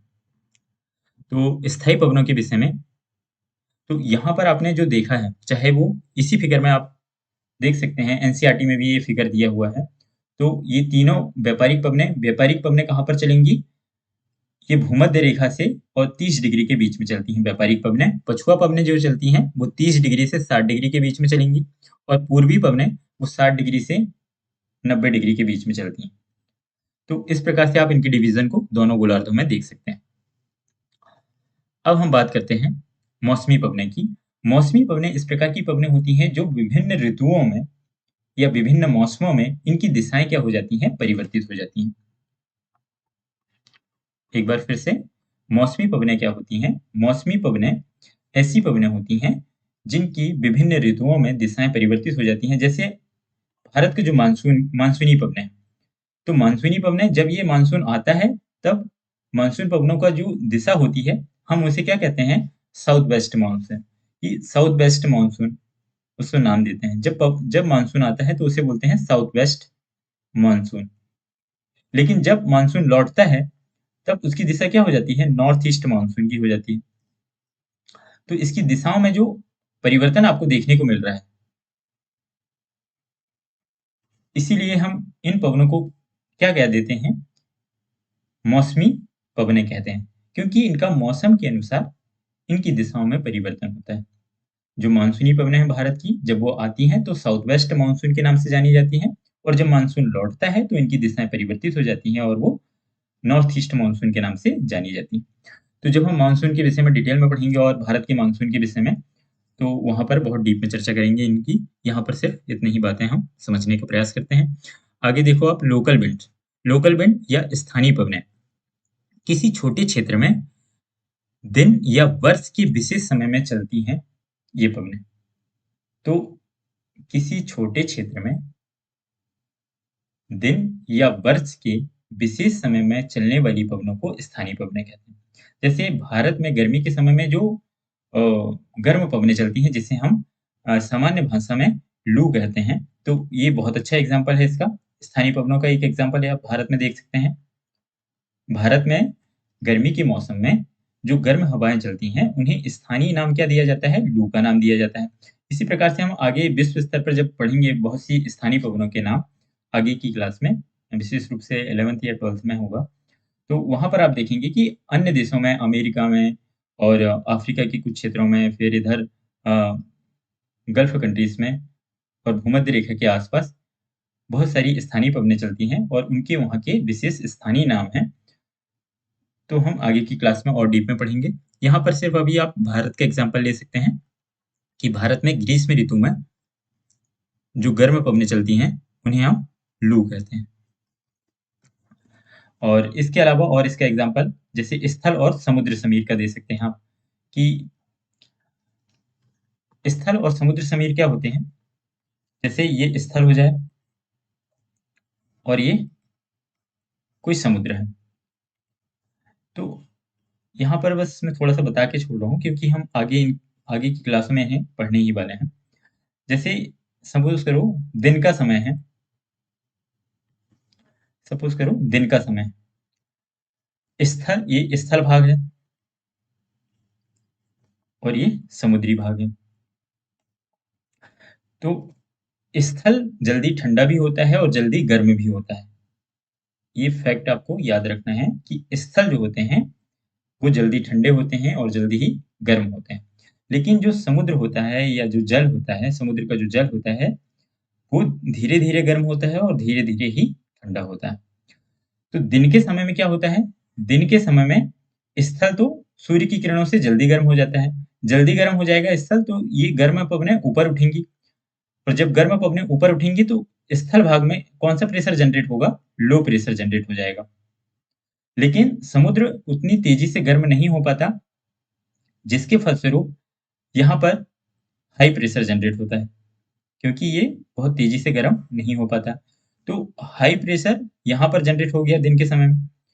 तो अभी आपने पढ़ा है कि हाई प्रेशर से लो प्रेशर की ओर पवनें चलती हैं। तो ये जो पवन हाई प्रेशर से लो प्रेशर की ओर चल रही है, इसकी दिशा क्या होगी? ये समुद्र से स्थल की ओर चल रही है, इसीलिए हम इसे नाम देंगे समुद्र समीर या समुद्री पवन। समुद्र समीर, समीर किसे कहा जाता है? पवन को ही कहा जाता है। तो इसे नाम दिया जाता है समुद्र समीर। अब आप दूसरी घटना देखें। अब सपोज करो रात का समय है। ये फिर से आप वही वाला फिगर बना लें थोड़ा सा, कि ये स्थल भाग हो गया और ये समुद्र हो गया। रात के समय में क्या होता है? रात के समय में जब स्थल भाग से विकिरणें उत्सर्जित होती हैं, पार्थिव विकिरणें जब उत्सर्जित होंगी, तो ये पार्थिव विकिरणें निकल रही हैं। अब यहाँ पर थोड़ा से कॉन्सेप्ट वाली है, हालांकि इनकी चर्चा हम आगे क्लास में करेंगे, लेकिन यहाँ नाम आ गया है तो मैं थोड़ा सा चर्चा कर देता हूँ। पार्थिव विकिरणें निकल रही हैं, तो ये भाग जल्दी क्या होगा, स्थल भाग क्या होगा, जल्दी से ठंडा हो जाएगा। स्थल भाग जल्दी से ठंडा होगा, तो यहाँ पर क्या होगा, ठंडा होगा तो इसके आसपास की वायु भी तेजी से ठंडी हो जाएगी स्थल के, और वो नीचे बैठेगी। और जब वो वायु नीचे बैठेगी तो यहाँ पर क्या बनेगा, हाई प्रेशर बनेगा। लेकिन जो जलीय भाग है या जो समुद्र है, यहाँ से भी पार्थिव विकिरणें निकलते हैं, लेकिन वो यहाँ पर इसके ऊपर क्या होगी, जलवाष्प छाया होगा। तो ये इन पार्थिव विकिरणों को बहुत तेजी से बाहर नहीं निकलने देते, जिसके फलस्वरूप यहाँ का जो तापमान है वो अधिक बना रहता है। तो यहाँ की वायु भी कैसी होगी, गर्म होगी। तो गर्म वायु फिर ऊपर उठेगी, तो फलस्वरूप यहाँ पर क्या, लो प्रेशर जनरेट रहता है। तो ये जो लो प्रेशर और हाई प्रेशर जनरेट हो रहे हैं, ये सापेक्षिक रूप से देखे जाते हैं कि कहाँ, जैसे इसके कंपैरिजन में यहाँ जो हाई प्रेशर जनरेट हुआ है स्थल में, इसके कंपैरिजन में यहाँ पर क्या होगा, लो प्रेशर होगा। और अभी आपने पढ़े हैं कि हाई प्रेशर से लो प्रेशर की ओर पवन चलेगी। जहां पर भी हाई प्रेशर जनरेट होगा और लो प्रेशर जनरेट होगा, तो हमेशा ही हाई प्रेशर से लो प्रेशर की ओर पवनें गति करती हैं। अब इनकी दिशा कहाँ से, स्थल से समुद्र की ओर हो गई है, इसीलिए हम इन पवनों को क्या कह रहे हैं, स्थल समीर का नाम देते हैं। तो आई होप कि ये दोनों पवनों के विषय में आपको समझ में आ गया होगा। तो यहाँ पर ये बात भी समझना है आपको कि दिन के समय में कौन सी पवन चलती है, दिन के समय में समुद्र समीर चलती है, और रात के समय में कौन सी समीर चलती है, स्थल समीर चलती है। इसीलिए आपने देखा होगा कि जो मछुआरे होते हैं, तटीय क्षेत्रों में रहने वाले जो मछुआरे होते हैं, वो रात्रि के समय में समुद्र में निकल जाते हैं, और सुबह सुबह जब समुद्र से स्थल की ओर पवन चलती है, आजकल तो मोटर से चलने वाले जहाज आ गए हैं, पानी में चलने वाले जो जहाज हैं, तो या नौकाएं जो होती थी, पहले की जो नौकाएं होती थी उनमें जो पर्दे लगा के चलाए जाते थे उन नौकाओं को, तो वो पर्दा इन हवाओं के माध्यम से ही उनका आवागमन होता था, ताकि कम से कम जो नौका चालक को कम से कम मेहनत करना पड़े। तो इन हवाओं के माध्यम से उनकी जो नौकाएं होती थी वो आसानी से आ जा सकती थी। तो इस एग्जाम्पल को आप बहुत कई एग्जामों में, यहाँ से कॉन्सेप्ट तो आगे पढ़ना ही हमको, लेकिन कई एग्जामों में यहाँ से क्वेश्चन पूछे जाते हैं। तो आपको आई होप कि ये सब समझ में आया होगा। ये काफ़ी डीप है, हम आगे इनको बहुत डिटेल में पढ़ने वाले हैं, लेकिन इनकी शब्दावली आ गई है तो थोड़ा-थोड़ा हम समझते जाएँगे, तो आगे की प्रॉब्लम आपकी थोड़ी-सी कम हो जाएगी। आगे हम बात करेंगे आर्द्रता के विषय में। आर्द्रता क्या होती है कि वायु में उपस्थित जलवाष्प की मात्रा को आर्द्रता कहते हैं। अच्छा, वायु में उपस्थित जलवाष्प की मात्रा, जितनी वायु में जलवाष्प के कण भी उपस्थित होते हैं और प्रति इकाई क्षेत्रफल में कितनी जलवाष्प उपस्थित है, तो उसे हम नाम देते हैं किसका, आर्द्रता का या फिर ह्यूमिडिटी का। ये जो आर्द्रता है, यदि इस जलवाष्प की मात्रा किसी क्षेत्र में अधिक है, तो वहां जो दिन होगा वो कैसा होगा, आर्द्र होगा। यदि जलवाष्प की मात्रा कम है, यदि जलवाष्प की मात्रा कम है, तो वहां का जो दिन है वो कैसा होगा, शुष्क होगा। आपने इस बात को महसूस किया होगा कि ठंड के समय में क्या होता है कि जो दिन होते हैं वो काफी शुष्क होते हैं, जिससे हमारी त्वचा भी रूखी हो जाती है। वो उसके पीछे कारण क्या है कि ठंड के समय में, ठंड के दिनों में जो होता है, ठंड के दिनों में मॉइस्चर जो होता है या आर्द्रता जो होती है, ठंड ठंड के समय में आर्द्रता जो होती है या मॉइस्चर जो है वो कम होता है, जिसके फलस्वरूप हमारी जो त्वचा है वो रूखी हो जाती है। और गर्मियों के समय में जलवाष्प की मात्रा क्या होती है, वायुमंडल में बहुत अधिक होती है। तो जिसके फलस्वरूप वो दिन कैसे होते हैं, उसमें ह्यूमिडिटी बहुत होती है, हमें चिपचिपा महसूस होता है। तो ये सब बातें आप यहाँ पर बता सकते हैं। अच्छा, जैसे-जैसे वायु गर्म होती है, उसकी जलवाष्प को धारण करने की जो क्षमता है, वो भी बढ़ती जाती है। मतलब वायु की जो जलवाष्प को धारण करने की जो क्षमता है, वो उसको होल्ड करने की जो क्षमता है, यदि वायु का तापमान अधिक होगा, तो उसकी जलवाष्प को धारण करने की क्षमता भी अधिक होगी। और यदि वायु ठंडी है, तो उसमें जलवाष्प की मात्रा कम होगी। अच्छा, अधिक तापमान वाले क्षेत्र जो होते हैं, अधिक तापमान वाले क्षेत्र जैसे अ, अधिक तापमान वाले क्षेत्रों में वहाँ की जो जलाशय हैं, ये जो वाटर बॉडीज़ हैं, चाहे वो समुद्र हो सकते हैं, महासागर हो सकते हैं, समुद्र हो सकते हैं, महासागर हो सकते हैं। तो यहाँ से क्या होता है, इनका जो जल है, समुद्र और महासागर का जो जल है, वो जलवाष्प में परिवर्तित होता है।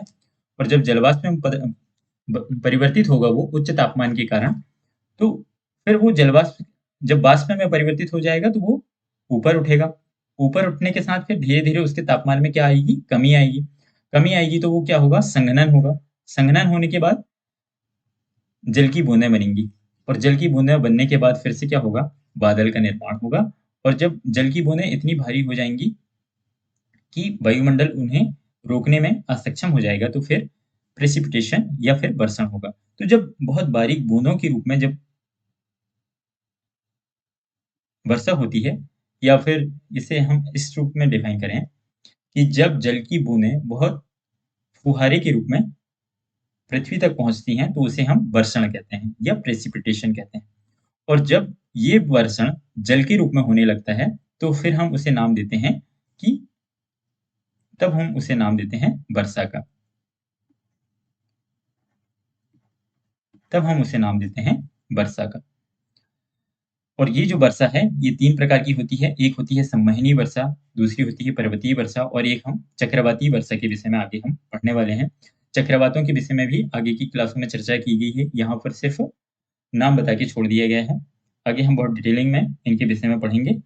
तो आई होप कि ये लेक्चर आपको पसंद आया होगा। काफ़ी कॉन्सेप्ट के साथ इसे पढ़ना था, तो आई होप इसलिए ये थोड़ा-सा लेंदी भी हो गया। अब हम इस चैप्टर से संबंधित कुछ प्रीवियस ईयर में आए हुए क्वेश्चनों को देख लेते हैं। बस 2-4 5 मिनट की और क्लास बची हुई है, फिर हम तो ये इस चैप्टर की इम्पोर्टेंस आप इन प्रीवियस ईयर में आए हुए क्वेश्चनों के माध्यम से लगा सकते हैं कि ये कितना महत्वपूर्ण टॉपिक है। जैसे यूपीएससी ने 1998 में एक क्वेश्चन पूछा है कि पृथ्वी के धरातल से ऊपर की ओर वायुमंडल की विभिन्न स्तरों का सही अनुक्रम बताइए। तो अभी आपने पढ़े गए आए हैं कि सबसे नीचे क्षोभ मंडल है, क्षोभ मंडल के ऊपर समताप मंडल है, समताप मंडल के ऊपर मध्य मंडल है, मध्य मंडल के ऊपर बाह्य मंडल है, और बाह्य मंडल में ही आपको इसके एक भाग था क्या? अयन मंडल, और फिर उसके ऊपर है बहिर्मंडल। तो उस क्रम को आपको यदि ध्यान ध्यान होगा, तो आप इसमें से सही ऑप्शन को टिक कर सकते हैं। अभी हम यहाँ पर अब डिटेल में चर्चा नहीं करेंगे, क्योंकि हमने ऑलरेडी इस बातों को डिस्कस कर लिया है। तो क्षोभ मंडल, समताप मंडल, आयन मंडल ये गलत हो जाएगा, क्योंकि इसके बाद मध्य मंडल आता। समताप मंडल तो पहले नहीं आएगा, तो ये भी गलत है। हमको धरातल से ऊपर की ओर देखना है। तो क्षोभ मंडल, समताप मंडल, मध्य मंडल, आयन मंडल ये एकदम सही है। तो इसका ऑप्शन क्या हो जाएगा? सी सही हो जाएगा। चौथे को भी पढ़ के देख लीजिए। यहाँ समताप मंडल पहले लिख दिया है, तो ये तो गलत होगा। दूसरे नंबर क्वेश्चन पे बात करते हैं। ये भी यूपीएससी में 2012 में पूछा गया क्वेश्चन है कि सामान्यतः पृथ्वी की सतह से ऊंचाई बढ़ने के साथ तापमान में घटोतरी होती है, क्योंकि अब आपको कारण बताना है कि पृथ्वी की सतह से यदि ऊंचाई बढ़ती है, तो तापमान में कमी देखने को मिलती है या घटोतरी होती है। तो उसके कारण बताना है आपको कि वायुमंडल पृथ्वी की सतह से केवल ऊपर की ओर गर्म होते हैं। तो ये हमने बहुत जोर देके इस बात की चर्चा किए हैं लेक्चर में कि पृथ्वी का जो वायुमंडल है, वो पृथ्वी की सतह से ही ऊपर की ओर गर्म होता है। तो ये कथन तो एकदम सही है, और ये यूपीएससी ने भी यहाँ से क्वेश्चन बनाया हुआ है, तो आप इस फैक्ट की इंपॉर्टेंस को समझ सकते हैं।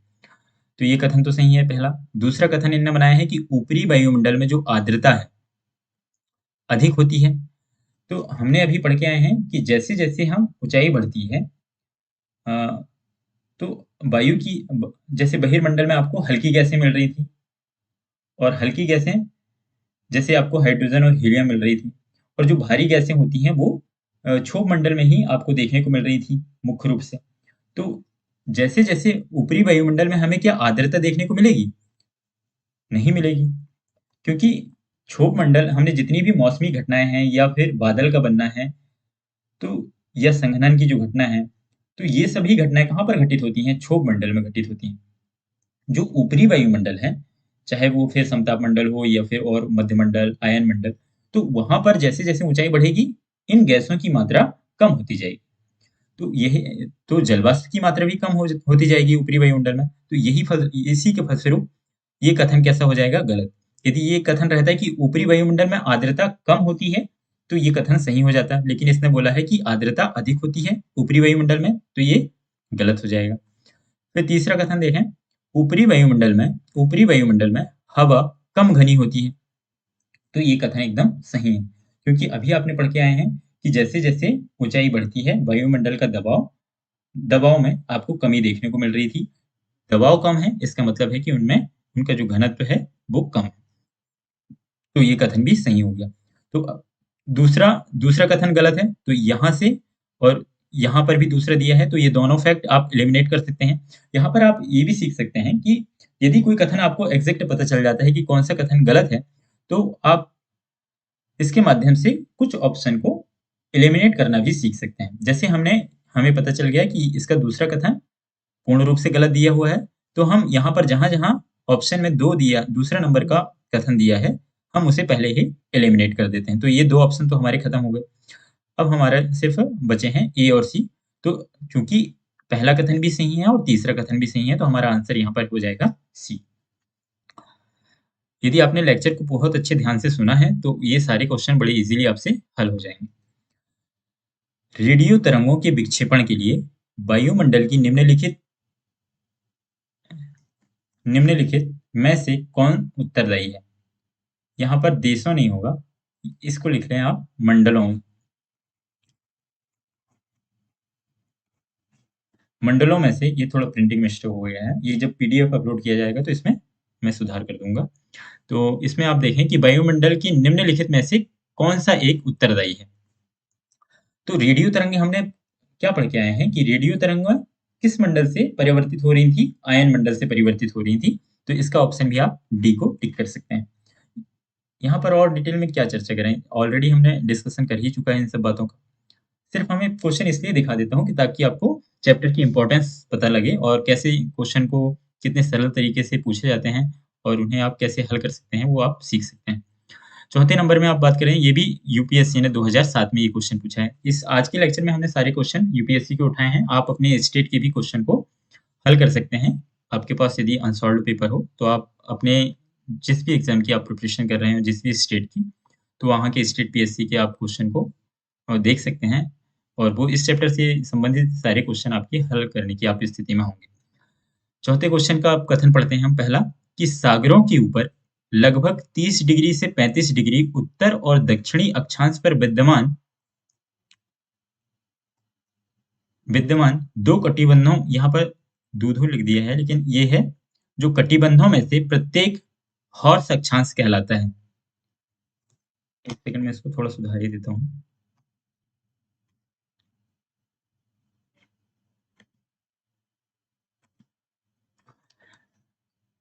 कि सागरों के ऊपर 30 डिग्री से 35 डिग्री उत्तर और दक्षिणी अक्षांशों पर विद्यमान दो कटिबंधों में से प्रत्येक हॉर्स अक्षांश कहलाता है। तो ये कथन एकदम सही है।